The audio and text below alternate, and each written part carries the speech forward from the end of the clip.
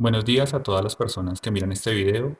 Le damos la bienvenida en nombre del Instituto Colombiano de Antropología e Historia a la presentación del libro El sujeto en la historia marítima. Agradecemos a la Universidad del Magdalena por brindarnos este espacio en el marco de la tercera Feria del Libro de Santa Marta 2021, que tiene como lema Aún más incluyentes e interconectados, lectura, arte y cultura. También le agradezco a Diana, Sergio de Leider, compañeros del área de comunicaciones del ICANN, por su apoyo técnico en la realización de este video. Hoy nos congregamos para realizar la presentación del libro El sujeto en la historia marítima, una de las más recientes publicaciones del ICANN. Este libro es el resultado de las memorias del segundo Simposio Internacional de Historia Marítima, Embarcaciones, Rutas y Gentes de Mar, homenaje al almirante José Padilla, que se celebró en Riohacha en el año 2017. A continuación escucharemos de viva voz de sus autores las tesis principales de algunos de los artículos del libro, empezando por Nara Fuentes, compiladora del mismo. Les agradezco a las personas que miran este video.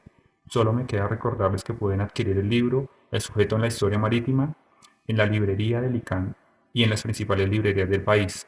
Muchas gracias. Hasta otra oportunidad. Reciban un saludo muy cordial. Mi nombre es Nara Fuentes Crispín, compiladora de la obra El sujeto en la historia marítima, de la editorial del Instituto Colombiano de Antropología e Historia ICANN. Saludo a esta importante feria editorial con un sentimiento de gratitud a sus organizadores, pues sin su esfuerzo nuestros textos no llegarían en el escenario adecuado a sus lectores. Quiero comentarles cómo se compiló esta obra, cuál es su horizonte teórico y qué temas la componen. Y al final de mi saludo quiero dejarlos con la voz de algunos de sus coautores.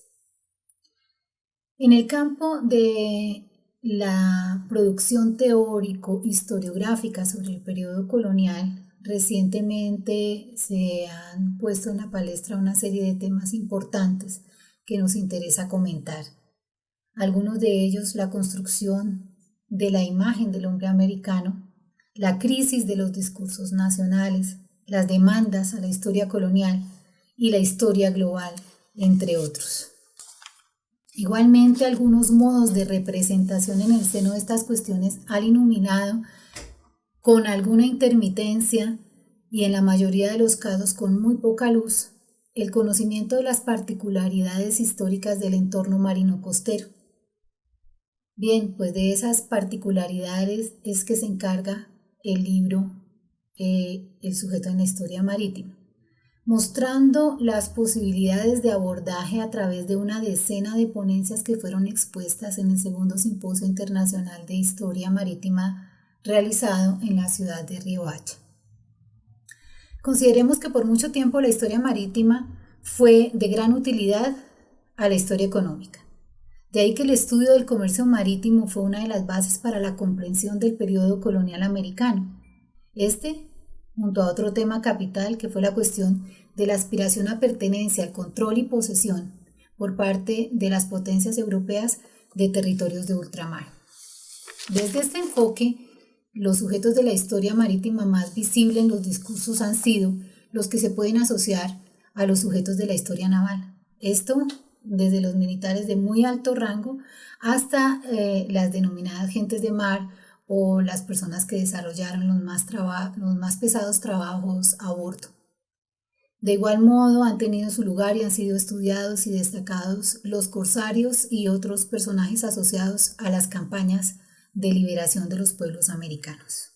Para los años 80 se destacó un amplio renglón para la política y de las historias nacionales, que fue el estudio del espacio marítimo como escenario de fondo de las propias confrontaciones. De allí fructificó una rica literatura que se ocupó de los desafíos jurídicos expresados en el ámbito internacional. Pero, con mucha menos frecuencia, ha sido estudiado el mar como generador de espacios potencialmente habitables, tanto por sociedades nativas como por navegantes o grupos aislados de individuos de diversa procedencia. Menos aún se estudiaron los protagonistas de procesos como el poblamiento de las islas y las costas durante los 3 siglos posteriores al denominado descubrimiento de América y menos aún se ha estudiado la naturaleza y conformación de estos pueblos cuando ellos estaban asociados en su modus vivendi a la itinerancia o al nomadismo, procesos más bien que fueron transitando al campo del estudio desde la antropología. En el mencionado segundo simposio fue muy interesante el asunto de la comprensión de los procesos socioculturales concernientes al poblamiento y al panorama de la naturaleza de los colonos como tipo de sujeto particular. Los nativos, y especialmente los colonos, detentan una serie de aspiraciones y actitudes que responden a los desafíos territoriales de estas geografías que nos ocupan.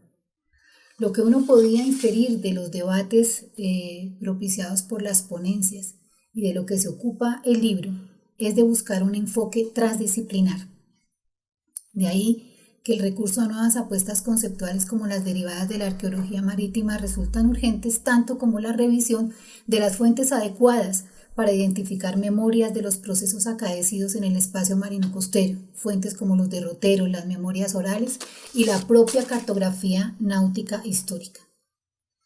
Estos temas muestran el desarrollo y la evolución de problemas que ya habíamos planteado en un libro anterior, también editado por el ICANN hace 2 años, titulado Rutas, Embarcaciones y Pueblos del Mar, donde valorábamos la especificidad de la historia marítima y sus tópicos, como la navegación, la arquitectura naval, la gestión de las batallas en las costas y a mar abierto, el corsariato y la piratería, entre otros. En el sujeto en la historia marítima partimos del hecho de que las condiciones físicas del espacio marino costero son distintas en todo a las desarrolladas en el medio terrestre.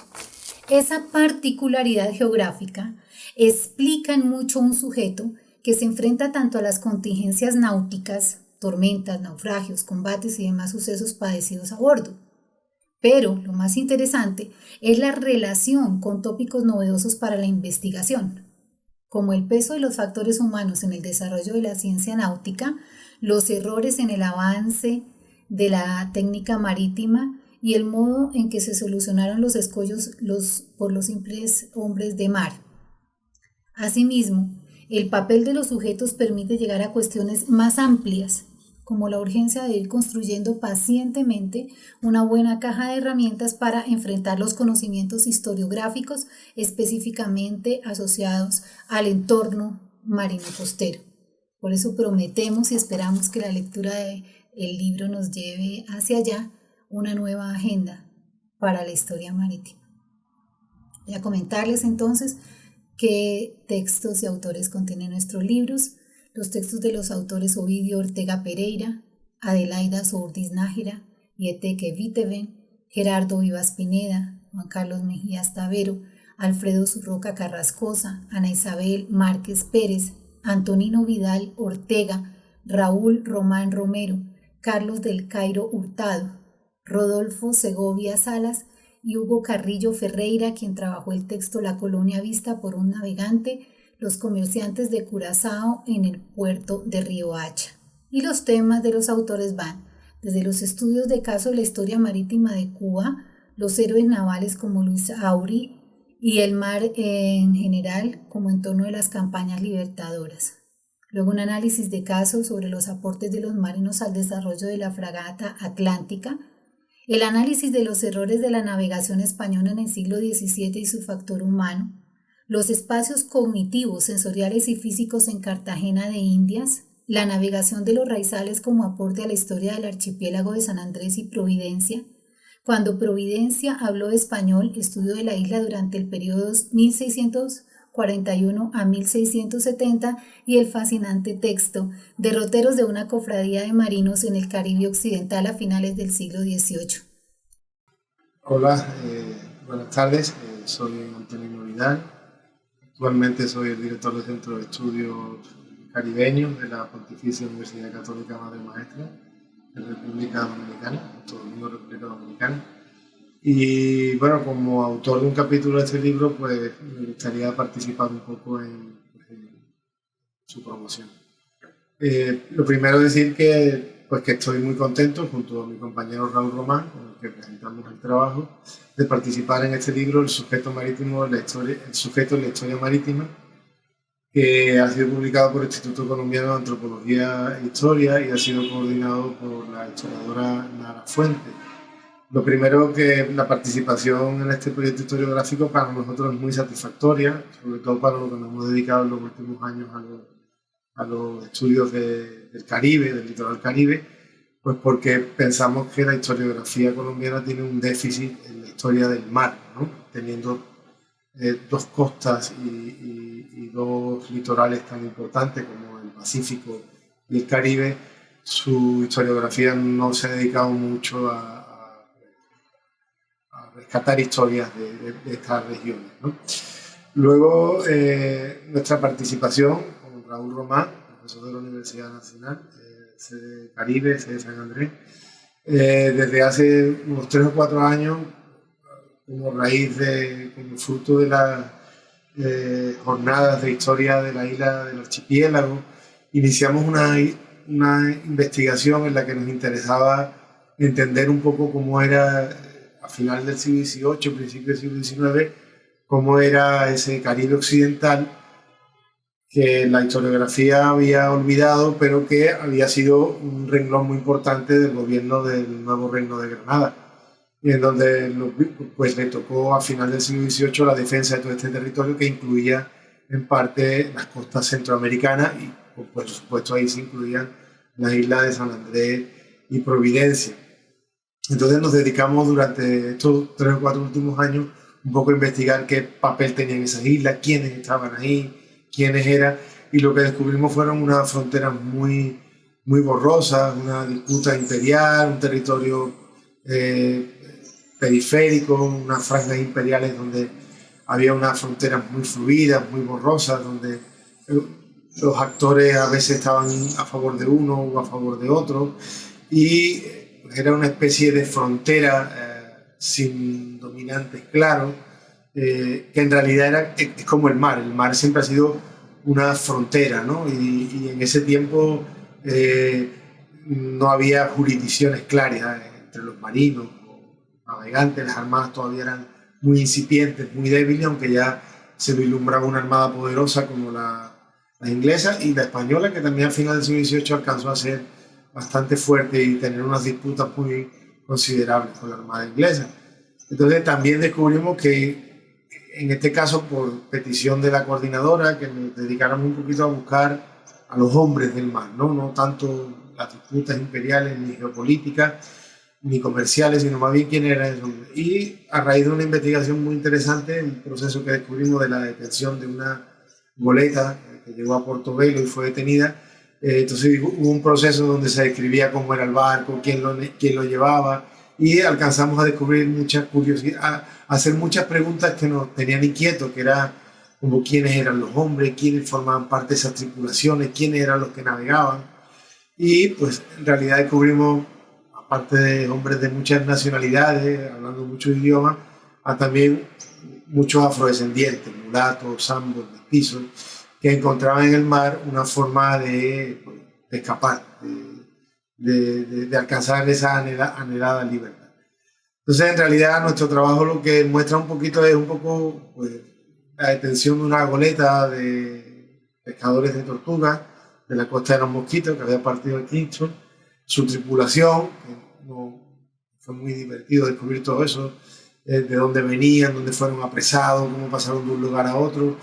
Y bueno, esperamos con nuestro trabajo simplemente pues haber aportado algo más a esas discusiones de estas fronteras imperiales, estos territorios, estas franjas imperiales, estas zonas marginales que tanto preocuparon a los centros de toma de decisiones y que nunca pudieron controlar bien, pero que sin embargo incidieron mucho en las políticas de los puertos y de los centros más poderosos. Espero que nuestro capítulo, donde trabajamos Raúl Román y yo conjuntamente, pues sirva de aporte para la gente que trabaja en mar, y espero que tenga utilidad, dado que el libro recoge un buen número de estudios y que pensamos es un gran aporte a la historiografía colombiana y de los litorales costeros de esta región tan importante de América. Muchas gracias.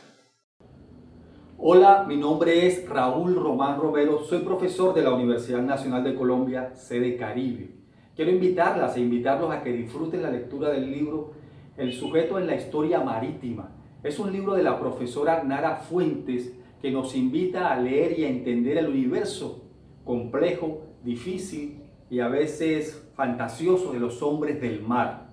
Este libro es un libro importante que reúne un conjunto de investigadores e investigadoras alrededor del tema de los sujetos del mar, y creo que es un libro que abre una discusión importante para dialogar sobre este tema, sobre todo en estos momentos en que el mar, y el mar Caribe en particular, va requiriendo una importancia importante como tema de estudio. También y especialmente quiero invitarlos a que disfruten el capítulo que he realizado y he aportado en este libro con el profesor Antonino Vidal, que es profesor de la Pontificia Universidad Católica Madre y Maestra de República Dominicana, y con quien comparto una agenda de trabajo desde hace varios años en torno a las disputas imperiales en el Caribe occidental, que por supuesto comprometen este Caribe colombiano que venimos trabajando desde hace muchos años, y que de alguna manera esta agenda de trabajo ha permitido ver cuál ha sido la importancia del Caribe para el virreinato de la Nueva Granada.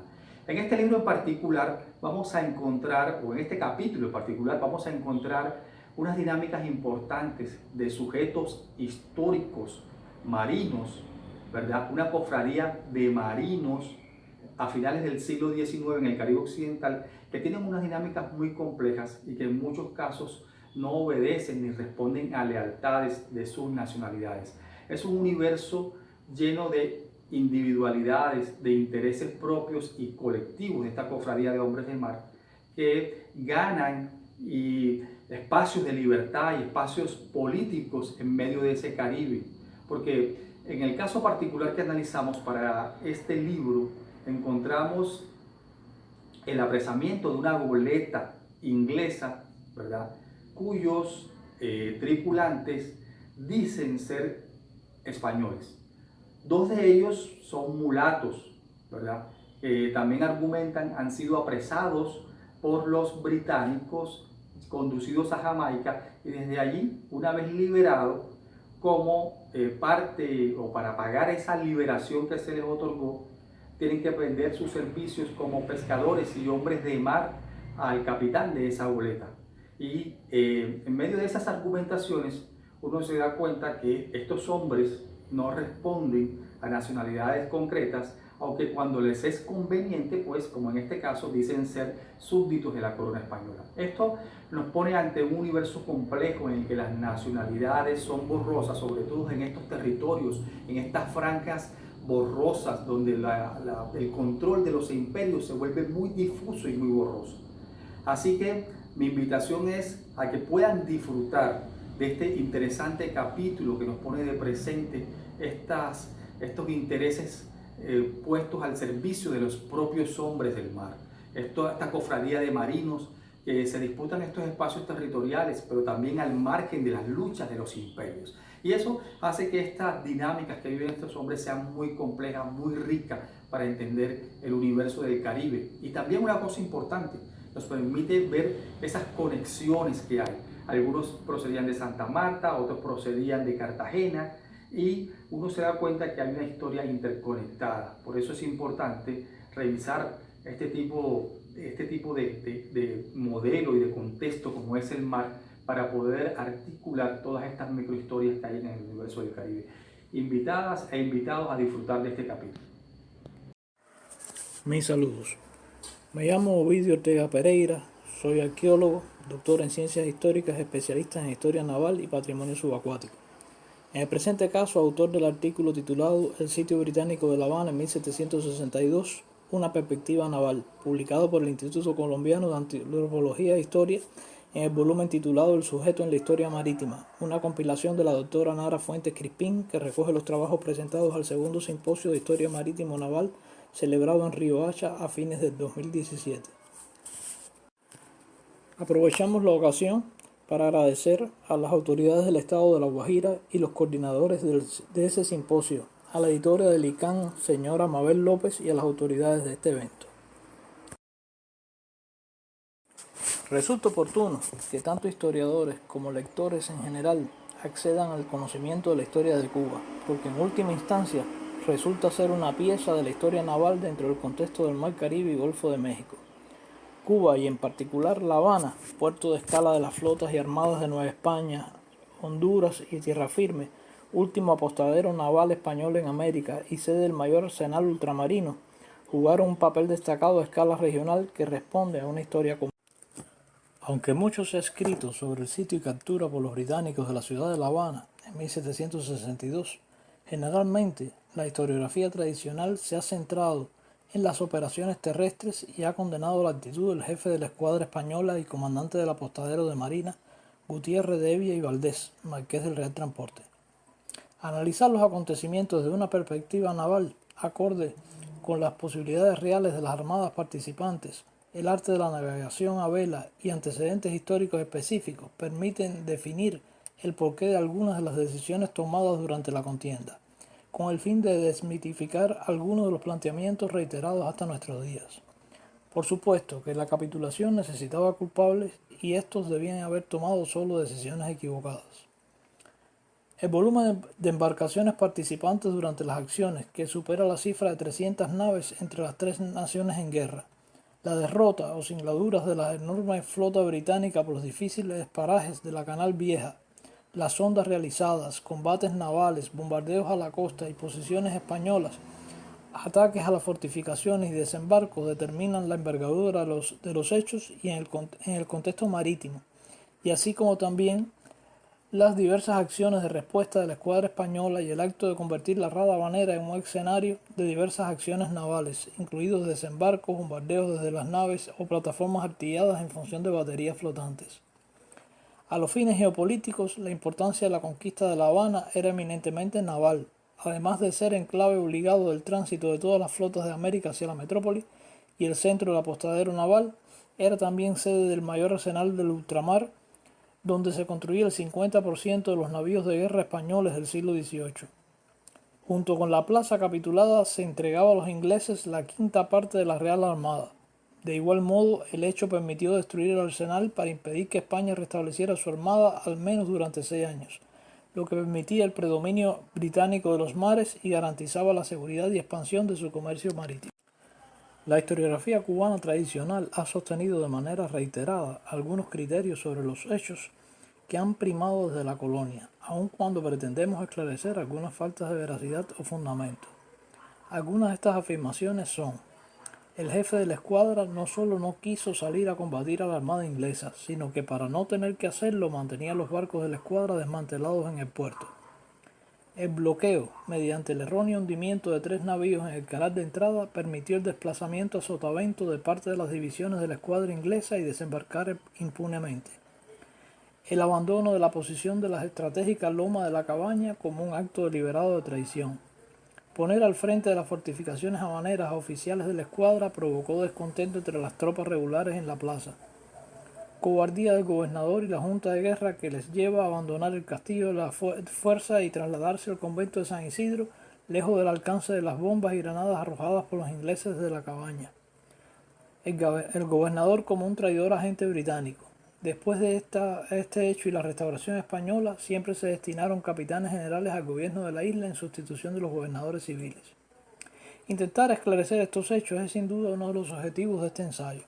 A través de la descripción de La Habana de 1762, sus fortificaciones y fuerzas, un recuento de los antecedentes al sitio británico e intentos anteriores por ocupar la ciudad, estudiar la personalidad del marqués del Real Transporte y de la composición y situación de la escuadra española en el apostadero, analizar la proporción de las fuerzas navales, la ventaja estratégica de los ingleses a partir del plan de Knowles de 1750 y el factor sorpresa al navegar por la Canal Vieja de las Bahamas. Asimismo, se considera el dilema del almirante de salir o no del puerto con su escuadra, las acciones navales a favor de la defensa de la plaza y el papel de la oficialidad, infantería de marina y maestranza en las fortificaciones terrestres.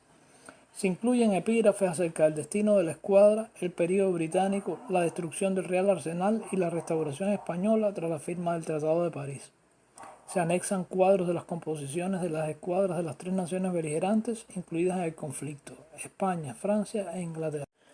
Luego de esclarecer estos puntos, se concluye que las verdaderas causas de la capitulación, sin duda, fueron que las tropas regulares españolas distribuidas entre La Habana, Cuba, es decir, Santiago, y los presidios de San Juan de Puerto Rico y la Florida estaba incompleta, incluida la marinería, por la epidemia de fiebre amarilla de 1761. El factor sorpresa debido a la captura por los británicos de avisos españoles con las reales órdenes para la guerra y la extraordinaria navegación por el Canal Viejo de Bahamas de tan grandes flotas.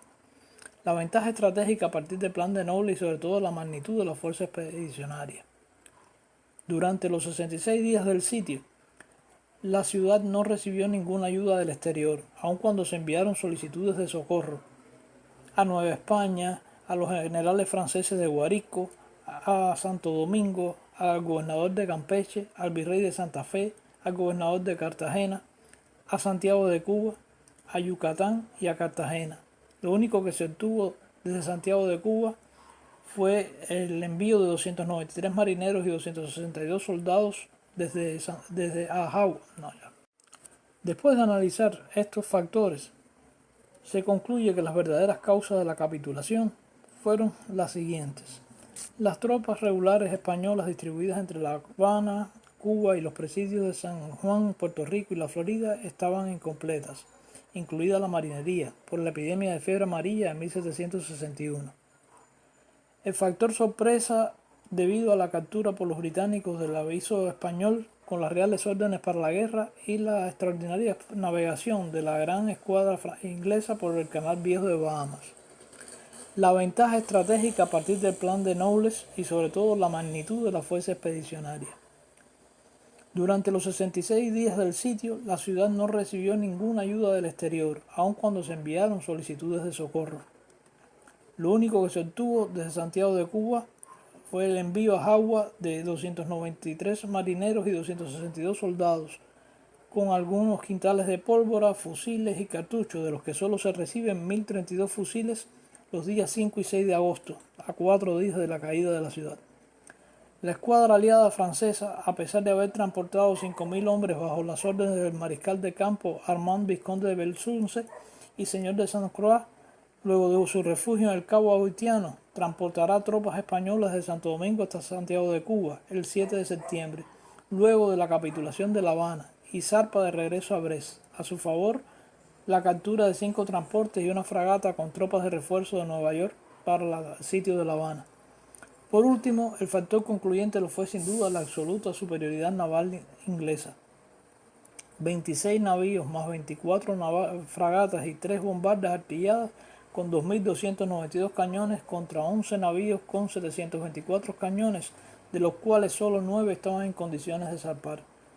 Y su posición ventajosa bajo lo vento de la boca de la bahía de La Habana. De salir la escuadra española lo hubieran hecho con caída sotavento y sin posibilidad de reentrar al puerto en caso de desastre. Esto hubiera privado a la ciudad del completamiento de su dotación en fortalezas, recintos, así como de las tropas en los campos aledaños y también de artillar castillos y baluartes con el armamento naval. En cualquier caso, el intervalo de una salida, la plaza hubiera quedado expuesta, pudiendo los ingleses forzar la boca del puerto y penetrar en la rada, obligando a la ciudad a rendirse. Durante el sitio, la Junta de Guerra podía haber esperado que una tormenta dispersara o diezmara la armada británica, como aconteció en 1639 con la escuadra de Cornelio Jols. Que llegara ayuda de España, Nueva España, Tierra Firme, Santo Domingo y Guárico, incluido el propio Blenac, que el Morro resistiera aún más tiempo o que se firmara la paz. Finalmente, las negociaciones se inician el 22 de septiembre, un mes y 12 días después de haber capitulado La Habana, y el 3 de noviembre de 1762 se firman en Fontainebleau los acuerdos preliminares para poner fin a la guerra entre Francia, España e Inglaterra. El 10 de febrero de 1763 se firma el Tratado de París, por medio del cual España obtiene la devolución de La Habana y Manila y recibirá la isla de Menorca y la Luisiana de Francia, como compensación al tener que ceder a los ingleses la Florida, otros extensos territorios al este y al sudeste de Mississippi, y los cortes de madera en Honduras. Además, España renuncia a la reclamación de pesca en los bancos de Terranova y deberá retirar junto con Francia las tropas que invadían a Portugal y devolviendo a este último reino la colonia de Sacramento. El artículo 19 del tratado estipula que el rey de Gran Bretaña restituirá a España todo el territorio que ha conquistado en la isla de Cuba con la plaza de La Habana, y esta plaza, como también todas las demás plazas de la dicha isla, se restituirán en el mismo estado en que estaban cuando fueron conquistadas por las armas de su Majestad Británica. Por supuesto, esto no se cumplirá en relación al Real Arsenal ni a la Escuadra Devia. Para finalizar, solo me resta invitarles a leer el estudio, en espera de que resulte grato y de interés no solo de los colegas historiadores, sino del gran público en general. Muchas gracias. Buenas tardes o buenos días, soy Alfredo Surroca, el autor de un artículo aparecido en la obra de Nara Fuentes Crispín, titulada El sujeto de historia marítima, y este artículo que aparece en esa obra se titula Análisis de la navegación española del siglo XVII y propuesta de corrección según Porter Cassanate. Porter Cassanate fue un marino, nació en Zaragoza en el 1611, fue gobernador y capitán general del Reino de Chile, y la obra fundamental suya, que la escribió a la edad de 21 años, es los errores y reparos a la navegación española de ese siglo. Su obra la divide en 4 capítulos, o clasifica en 4 capítulos estos errores y los remedios, y que son: el primero trata sobre el adoctrinamiento de los pilotos, y particularmente de los pilotos con formación científica y otros pilotos con formación técnica, con formación práctica, experimentados, con lo cual sugiere que en cada navío hubiesen 2 pilotos, uno científico o especulativo, como llama él, y otro técnico, y otro científico. En el capítulo 2 aborda los errores por la poca especulación de los pilotos. Como se ve, y por el contenido de este segundo capítulo, prácticamente toda su obra carga sobre los pilotos, como autores consecuentemente con su escasa formación, pues fueron los principales creadores de estos errores, ¿no? En el capítulo segundo, la poca especulación de los pilotos, pues la centra en varios conceptos clásicos de navegación, principalmente de lo que se trata del uso de la carta plana o carta cuadra, que fue la carta que sobrevivió y que siguió después del descubrimiento de América, en la que, como se sabe, pues el valor de los grados de los meridianos era igual y constante y igual al de los paralelos. Bien, es evidente que todos los pilotos conocían que esto no era real, pero todos sabían, al menos teóricamente, cómo corregirlo. Pero parece ser que no eran todos los pilotos los que sabían hacerlo correctamente. Otros 2 conceptos básicos que maneja Porter Cassanate son la declinación magnética, que era muy variable y que realmente no se tenía ningún conocimiento de la razón por qué existía esta variación de la declinación magnética. Entonces surgió toda una serie de reglas o reglillas que se trasladaban los pilotos unos a otros, la regla de los 4 puntos en los que había que aumentar o disminuir 2 o 3 grados la declinación magnética, sin saber por qué, ni basándose en ninguna razón realmente seria y creíble. Otra cosa distinta fue los problemas del conocimiento de la declinación solar, que a partir de este momento, de la época de Porter,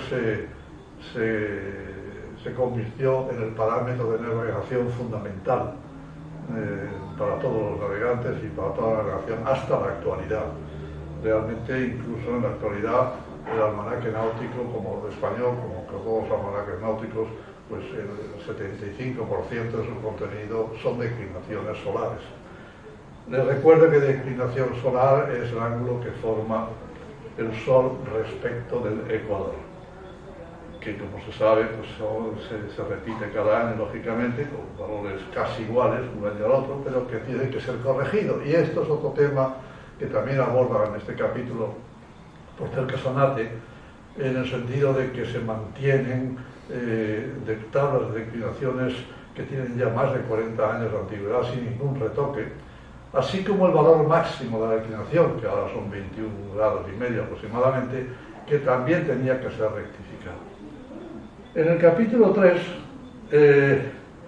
pues aborda los errores debidos no ya a la falta de especulación, como dice él, ni a la falta de formación científica, sí de las personas, sino a la falsedad de los instrumentos, sobre todo de las ballestillas que se carecía de estándares, se copiaban unos de otros sucesivamente, se iban acumulando los errores, la falsedad de los astrolabios, que ahí pues creo que Porter Casanate no acierta, porque realmente el astrolabio, aunque fuese el astrolabio náutico, no era un elemento decisivo en la navegación náutica, ni originalmente tuvo nada que ver con la náutica.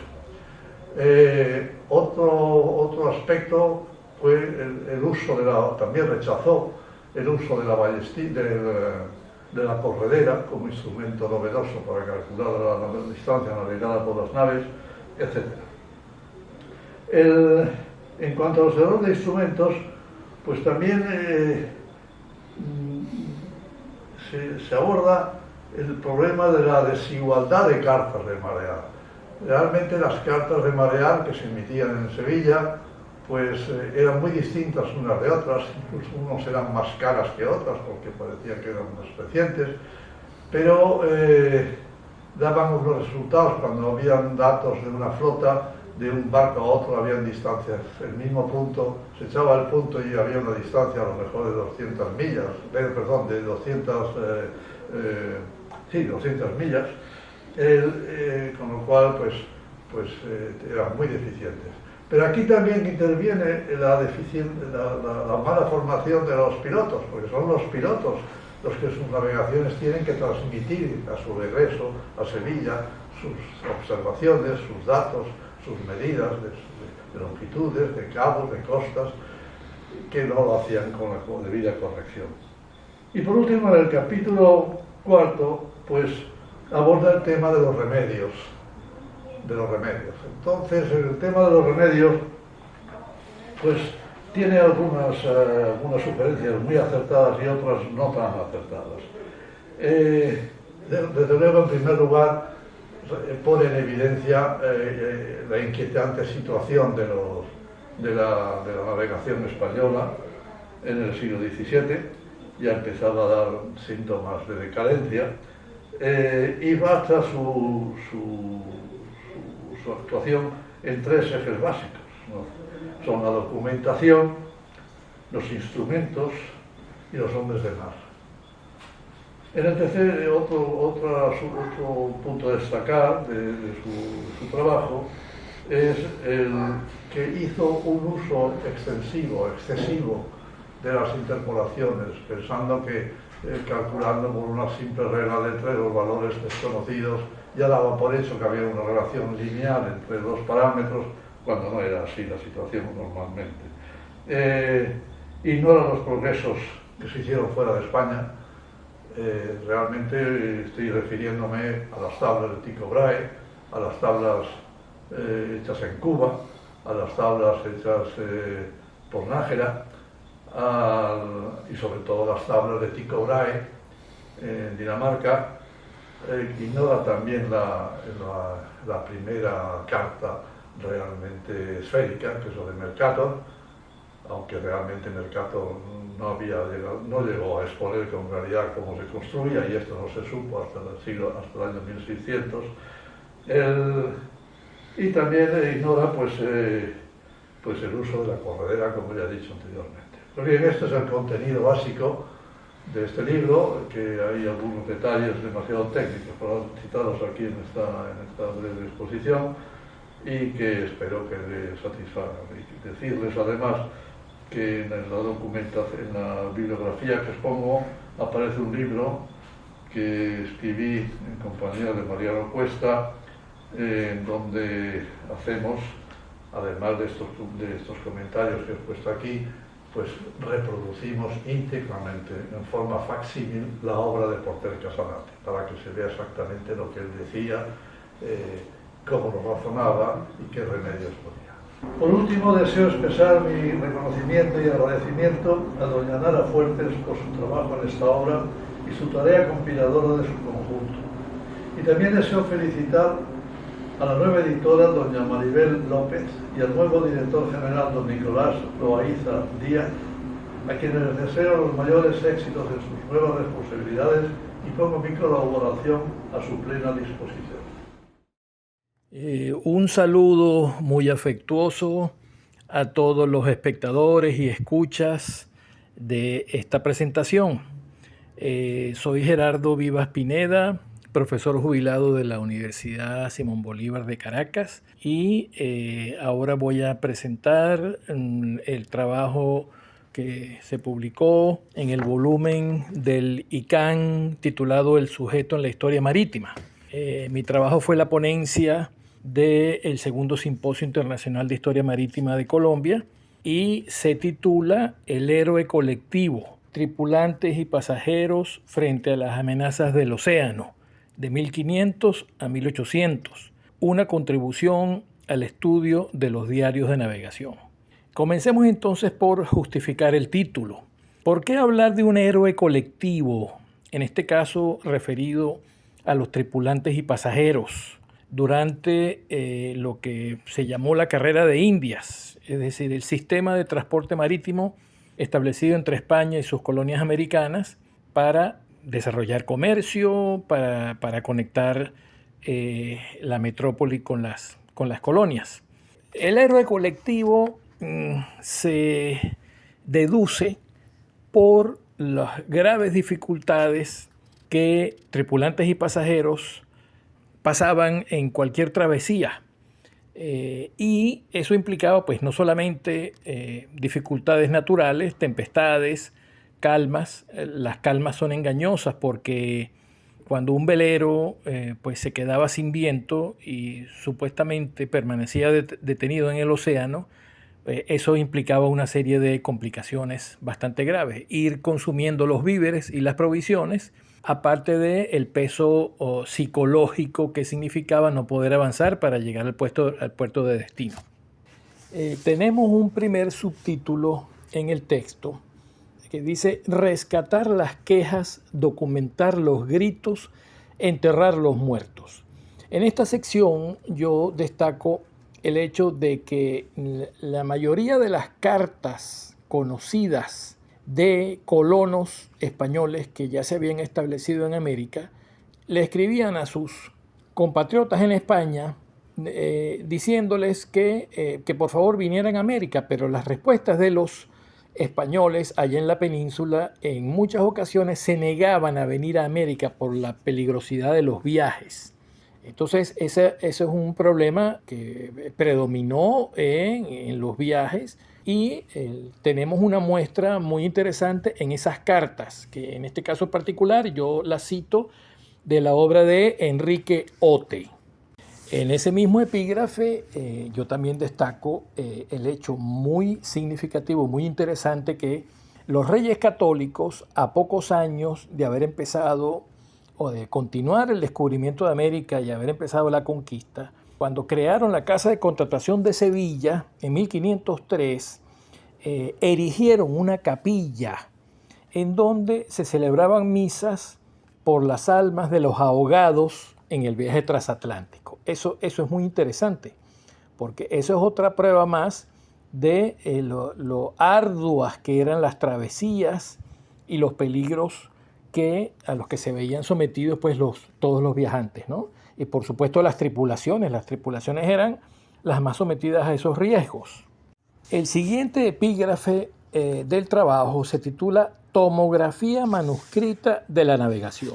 Y ahí es donde yo profundizo en el estudio de los diarios de navegación que yo vengo alegando que son los documentos más importantes para entender cómo era esa vida en el mar. Entonces hago una descripción, ahí yo pongo algunas tablas en donde coloco la estructura de un diario de navegación típico, donde está la hora, las horas de la singladura, las millas recorridas, el rumbo del buque, la dirección del viento, el abatimiento o la inclinación y desvío del buque como consecuencia de los vientos y las corrientes, y la medición trigonométrica, midiendo la altura de los astros para establecer la posición en latitud y longitud. También acompaña este epígrafe lo que se llama la rosa de los vientos, es decir, un círculo en donde están los 32 rumbos que podía seguir un buque al navegar, y contienen una identificación tanto técnica de cada rumbo como textual. Eso para ayudar a que el lector se ubique convenientemente en los rumbos que los diarios de navegación contienen. Eso es una gran ayuda si el investigador quiere profundizar en el estudio de esas navegaciones, porque entonces permite deducir consecuencias de las dificultades de la navegación durante toda la travesía. Además de eso, pues yo voy colocando también otro tipo de gráficos. Por ejemplo, hay un viaje muy interesante de una fragata que recorre 6.000 y tantas millas desde La Coruña a Montevideo en 83 días que duró esa navegación. Bueno, eso está debidamente llevado a estadísticas para que el lector entonces pueda entender las implicaciones de la navegación completa. La travesía de esa fragata que estoy describiendo implicó una gran tragedia. Ahí era una fragata relativamente pequeña, mediana, que iba repleta de pasajeros y de tripulantes. Y durante la navegación pues, hubo mal tiempo frecuentemente, y entonces el balanceo o inclinación del buque provocó heridas, golpes, fracturas en los pasajeros, y provocó la muerte de 13 niños que, para empeorar las cosas, sufrieron la contaminación de una enfermedad eruptiva que llamaban viruela, pero no era la viruela tradicional conocida, sino era cualquier enfermedad como puede ser el sarampión o la lechina, ¿no? Entonces eso es una travesía que yo la describo ahí porque quizás es una de las peores en sus consecuencias de las que yo conozco. En ese mismo subtítulo hay otros gráficos interesantes que ilustran la inclinación o escora de ese buque en particular, de la fragata que yo nombraba, la fragata llamada el Real Carlos, que llegó a sufrir por el mal tiempo, por la fuerza del viento, escora o inclinación de más de 60 grados. Es decir, si recordamos que los 90 grados de inclinación implican acostarse totalmente, bueno, pues esta fragata llegó a tener 60 grados de escora, es decir, estuvo casi totalmente acostada en forma horizontal sobre el mar por efectos del mal tiempo, ¿no? Eso con las consecuencias que mencioné anteriormente de los efectos muy traumáticos que eso trajo a los pasajeros. Hay otra información en forma de tablas bien interesante porque es para comparar en la misma travesía entre La Coruña y Montevideo el rendimiento de un buque, un buen rendimiento náutico, y la comparación con esta fragata del Real Carlos que yo acabo de describir. Eso permite entonces un poco establecer diferencias entre la calidad náutica de un buque y la experticia de sus tripulaciones para gobernar o para llevar ese barco exitosamente durante toda su derrota o travesía. A continuación tenemos un subtítulo que dice "Una enorme boca salada que traga marineros". Ahí yo hago la descripción y la narración de los accidentes típicos que afectaban a los marineros, sobre todo a los gavieros y a los demás marineros que debían subir a los mástiles, a los palos, para manejar el velamen, para izar o arriar las velas. El accidente más frecuente era caer al agua, lo que muy frecuentemente implicaba el ahogamiento del marinero sumergido porque no daba tiempo a rescatarlo, o era peor todavía caer directamente sobre la cubierta, porque recordemos que en las partes más altas de los mástiles de los barcos podían alcanzar más o menos la altura de un edificio de unos 5, 6 o 7 pisos. Entonces caer directamente como sobre la cubierta era prácticamente una sentencia de muerte. A continuación tenemos un penúltimo epígrafe o subtítulo llamado Durmiendo con el enemigo, en donde yo describo los problemas que había con los polizones o la gente, las personas que a escondidas entraban al barco en el puerto y eran descubiertos en plena travesía, el famoso polizón o los polizones, ¿no?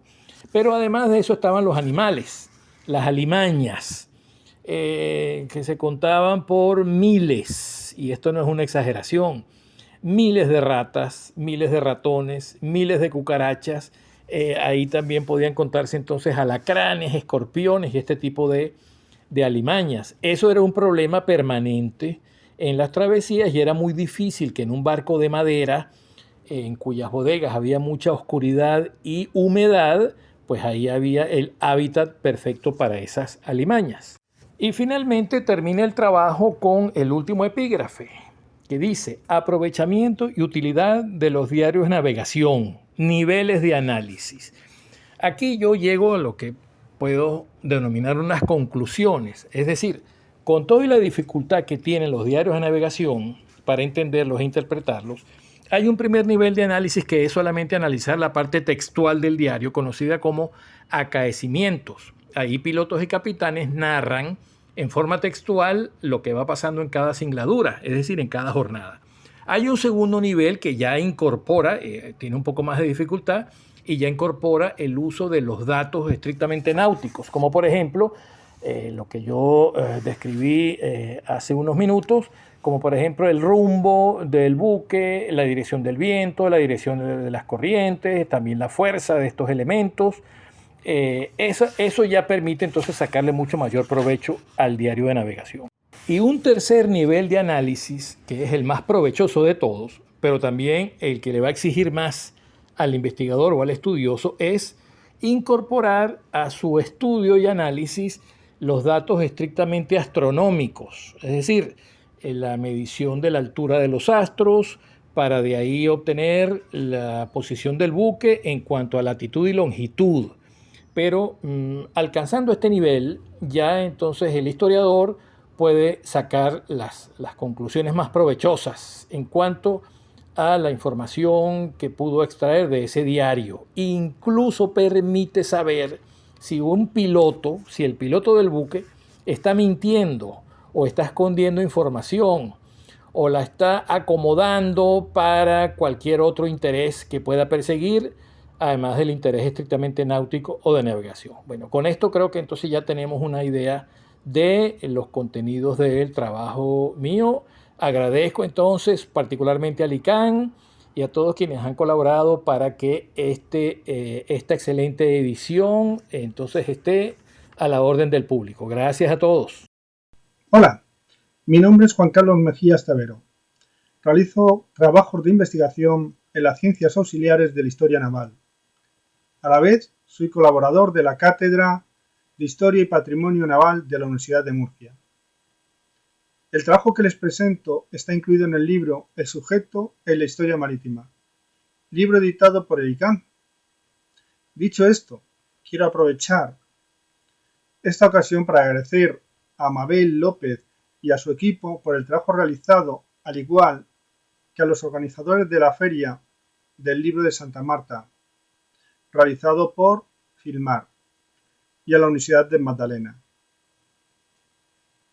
Sin más preámbulos, les voy a presentar el trabajo que tiene por título La aportación de dos ilustres marinos, empresarios y soldados al origen de la fragata atlántica.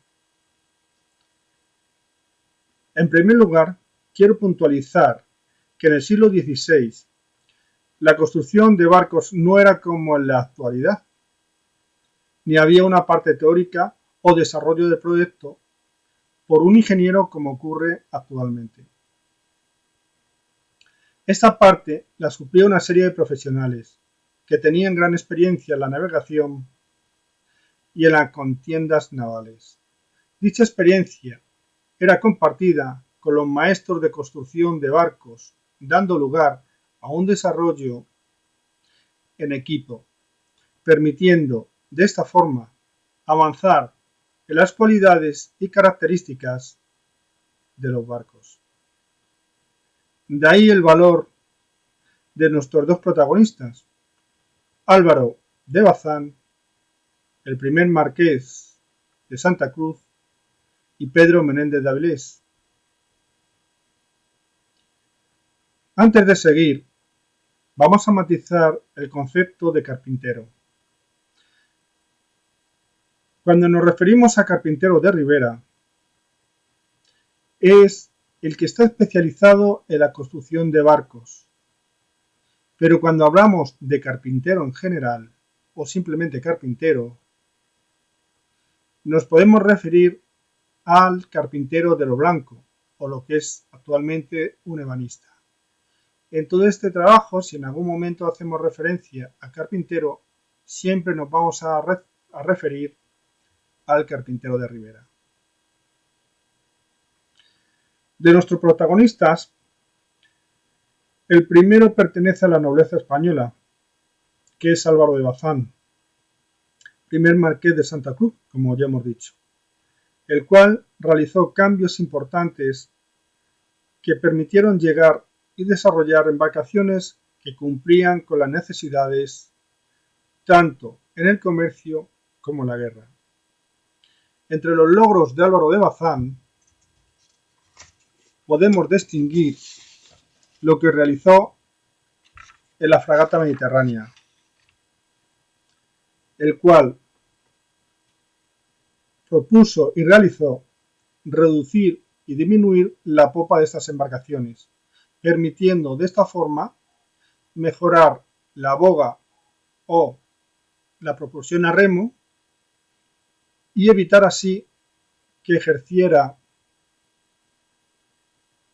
un factor importante negativo a la hora de la navegación, ya que una popa tan alta no producía nada más que inconvenientes, tanto a la hora de navegar como a ser remolcada por embarcaciones mayores. Nuestro segundo personaje, Pedro Menéndez de Avilés, de cuna más humilde, no muy apreciado por la casa de contratación, pero sí por Carlos I y Felipe II. A petición de Carlos I,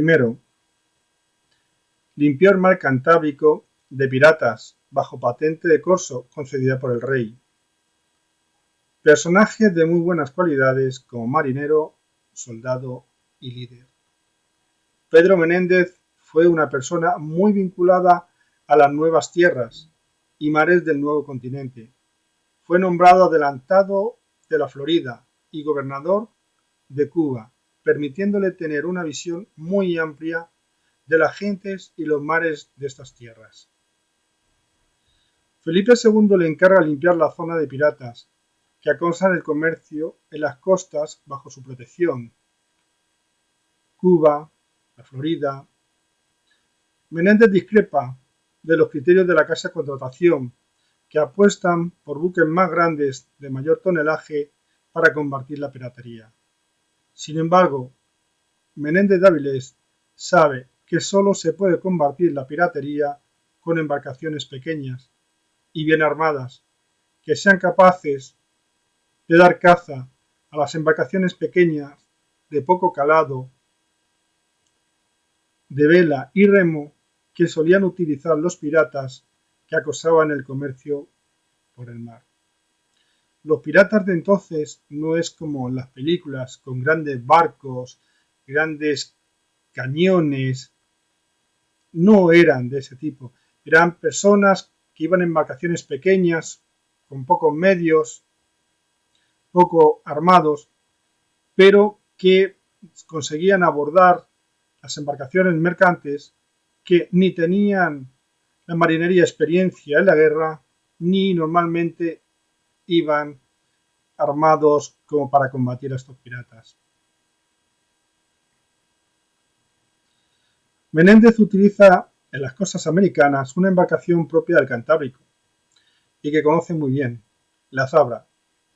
Esta embarcación de vela y remo, alargada, estrecha, de poco calado, que sobresale del agua aproximadamente unos 60-70 centímetros, permitía un mayor aprovechamiento de los remos.